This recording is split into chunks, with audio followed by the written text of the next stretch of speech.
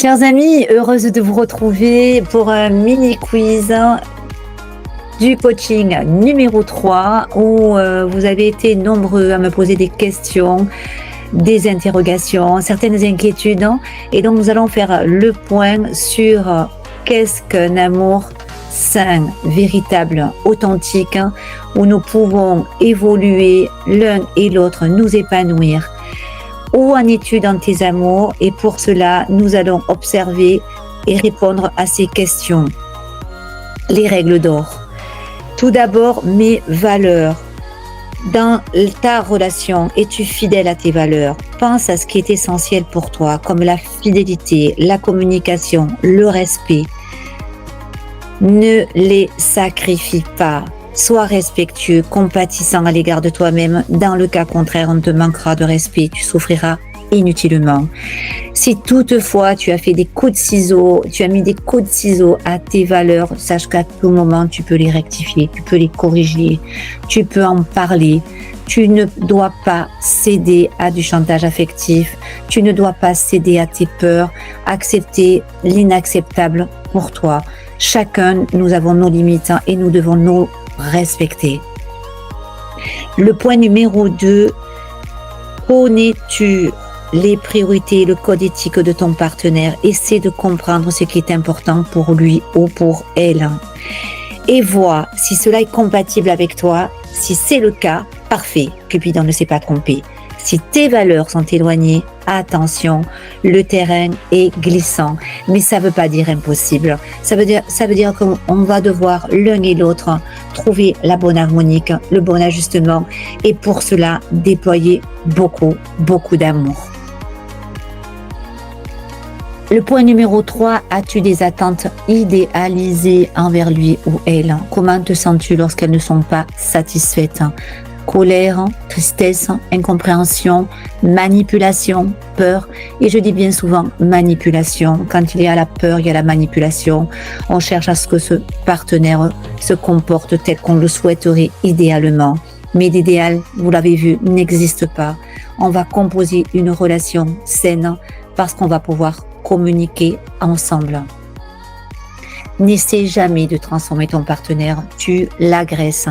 Encourage-le, encourage-la et participe à son épanouissement. Ensemble, créez un empire. La relation démarre et elle m'appartient. Penses-tu avoir des droits sur lui ou sur elle? A-t-il des comptes à te rendre sur ses décisions? Plaisir, loisirs, activités sont tous véritablement à partager? Quelle est cette possession que nous avons certains lorsque nous entrons dans une relation et que l'on partage un moment ensemble, une colocation, un appartement, du sexe? Est-ce que à partir de là, ce partenaire nous appartient et nous avons des droits sur lui? Une vraie relation, c'est du partage, c'est une confiance totale, c'est une complicité, c'est la joie d'être ensemble, c'est le respect l'un envers l'autre et aussi du soutien. L'être chéri ne nous appartient pas. Lâche toute peur, emprise, mise à l'épreuve, qui est du registre de l'ego. L'ego a besoin de s'agripper à quelqu'un.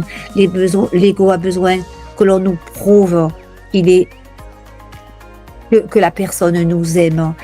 Et tout ceci contamine la relation. Apprends à faire confiance totale. Et si tu n'y arrives pas, sache que le partenaire n'a rien à voir dans tes inquiétudes. En conscience, renonce-y. Enrichis ta relation. Un amour authentique n'attend rien, il ne s'attache à rien. Sans compter, il donne et reçoit abondamment. Comment réagis-tu face à la critique? 1. Te sens-tu personnellement attaqué? 2. Essaies-tu de voir cela comme une opportunité d'amélioration? Et c'est ça, une belle relation. Ou, à chacun son point de vue.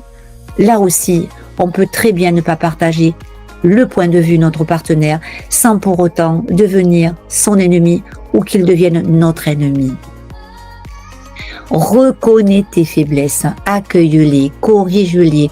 Tu n'auras plus à te sentir gêné, embarrassé, libre. Qui peut t'arrêter? Reconnaître que sur un certain point de vue, nous ne sommes pas d'accord. Reconnaître que sur certaines compétences, nous ne n'y connaissons rien. Ça ne change en rien ce que nous sommes. Le point numéro 6, quand ton partenaire, ta partenaire te déçoit ou te blesse, te demandes-tu pourquoi cela te touche autant?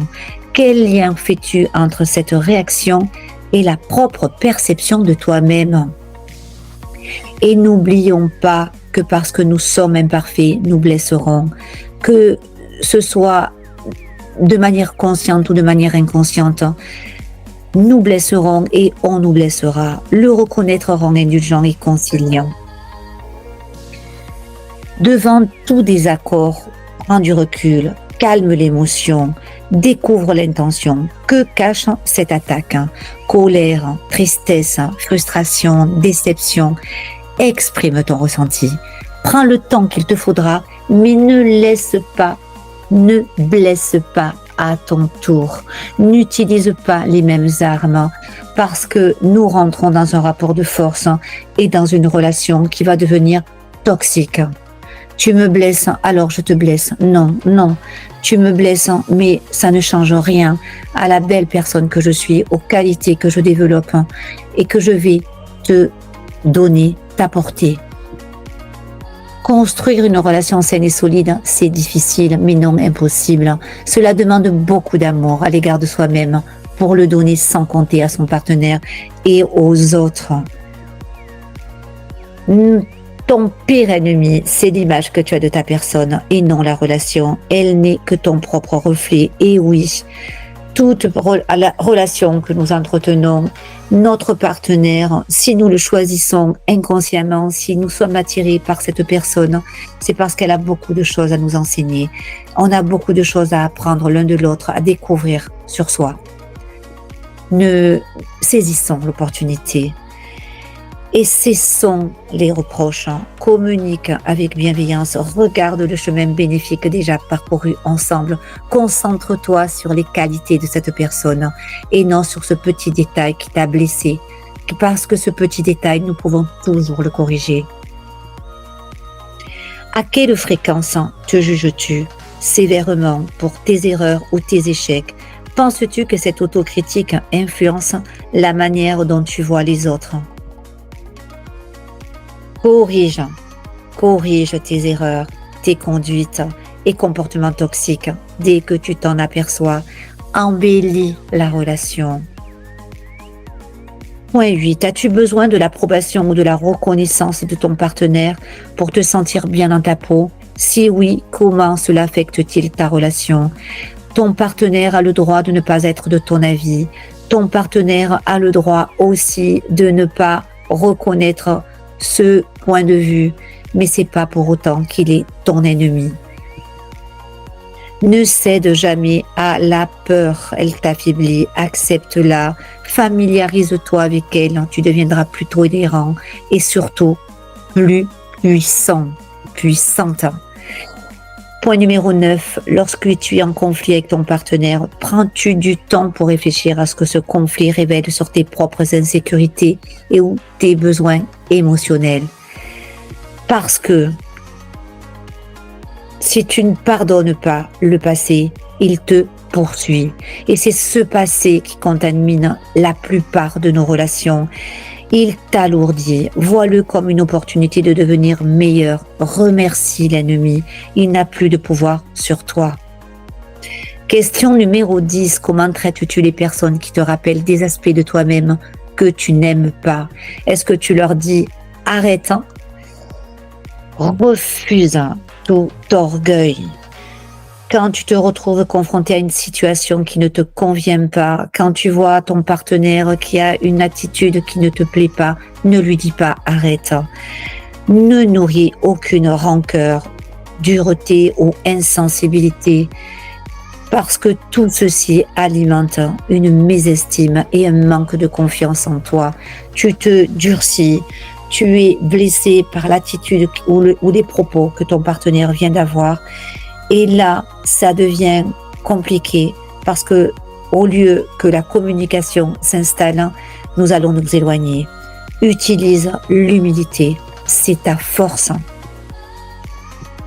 Il n'est jamais trop tard pour vivre heureux, amoureux, libre et glorieux. Parce que nous sommes dépendants affectifs, nous souffrons tous et laissons le pouvoir aux autres de décider de notre vie. Les autres, quand bien même ils aient de bonnes intentions, ils ne peuvent pas être les maîtres à bord de notre vie. Lâche les croyances, tes vérités, vérifie-les. Ne sois plus fidèle à ce que te nuit. Ce n'est pas une fatalité d'être maniaque, jaloux, narcissique, anxieux, timide. Cesse d'être fidèle à ce qui te nuit. Quant à la posture de victime, sors de cet état, prends tes responsabilités, prends ta vie en main avec amour. Et enfin, tu démarres un coaching autothérapeutique. Cet objectif, pour qui le fais-tu? La connaissance de soi, c'est un long chemin à parcourir pour aimer sans compter, libre, imparfait, mais heureux. Nous devons prendre soin de nos émotions, apprendre sur soi et ne plus se laisser séquestrer par nos émotions. Ouvre ton esprit, écoute ton cœur. Et retrouve ce coaching numéro 3 dans son intégralité pour comprendre et agir avec amour. Extrais la meilleure version de toi-même. À très vite pour le coaching numéro 4 qui aura lieu le 6 juillet de 17h à 19h. Merci.